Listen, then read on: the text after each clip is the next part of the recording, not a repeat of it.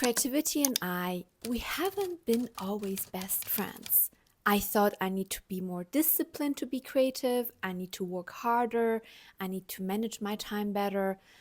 But the real problem wasn't my effort, it was my nervous system.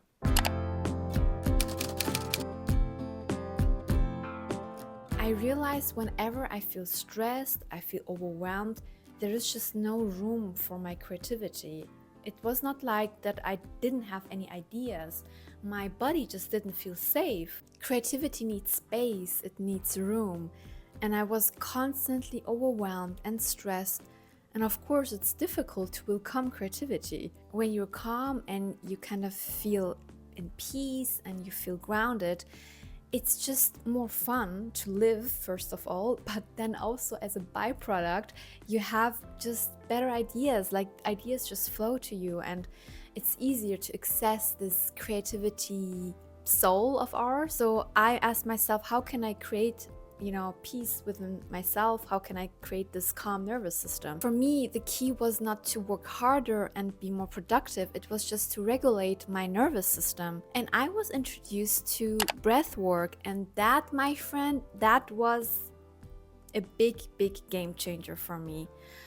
I used to do meditation for many years, but comparing it to breathwork, I have really to say that breathwork is much easier, more effective, and it's for free. You can do it whenever you want, and you just need your breath.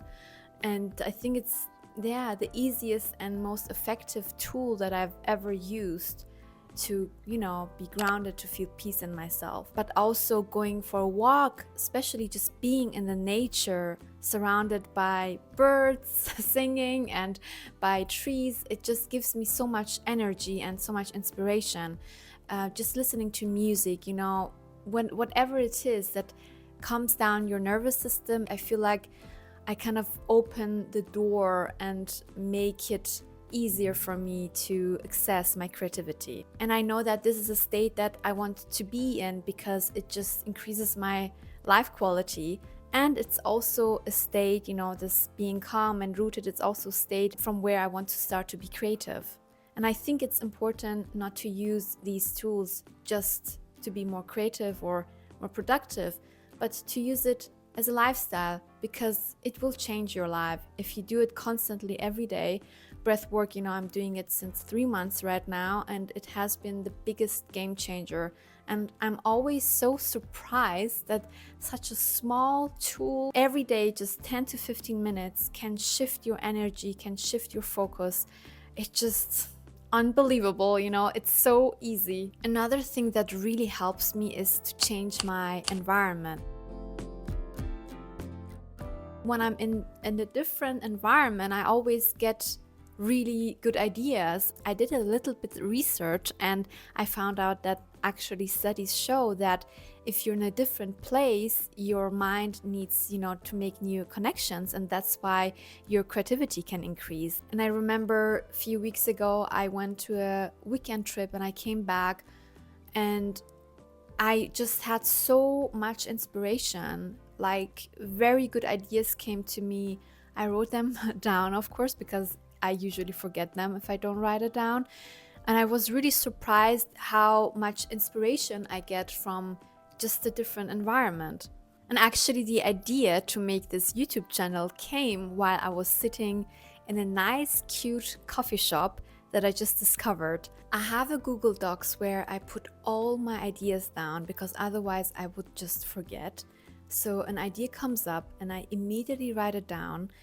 And I use Google Docs because it's quite easy to use it and you have access from everywhere. So I usually have like 2 or 3 ideas that I work on. And then when these 3 projects are done, the other ideas that I parked come up. And this is a way that helps me not to get overwhelmed with all the different kind of ideas that I have.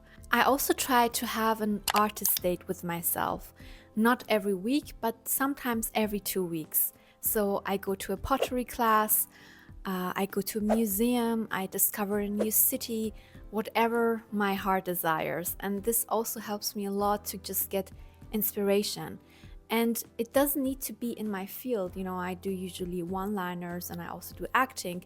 So it doesn't even need to be a film, or don't need to go to look at drawings. It can be anything. I think that if we just open our heart to just discover new things and try to be more curious about life, that we just also get more inspiration and, ideas just flow to us. Being surrounded by other creative people inspires me a lot. I really love it. I also decided to go to meetup groups to connect with more artists and to people who love to be creative, where you go, you paint together, and you just connect.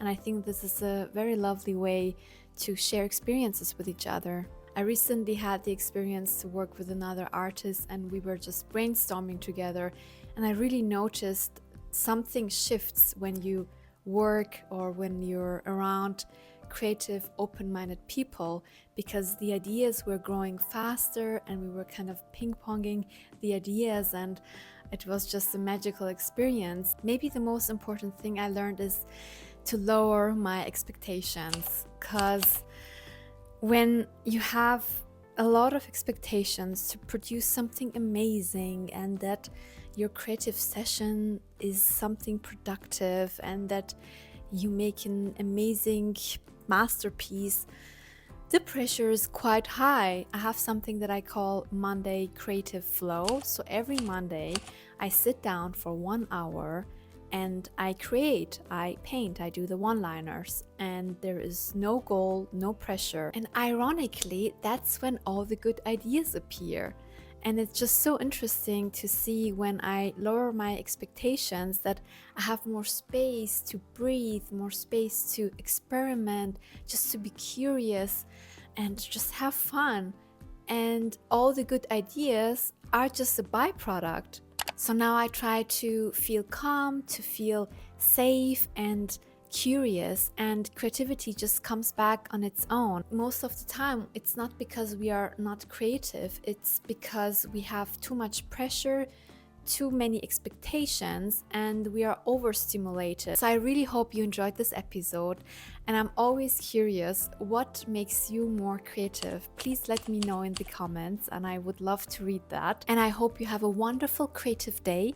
See you next time.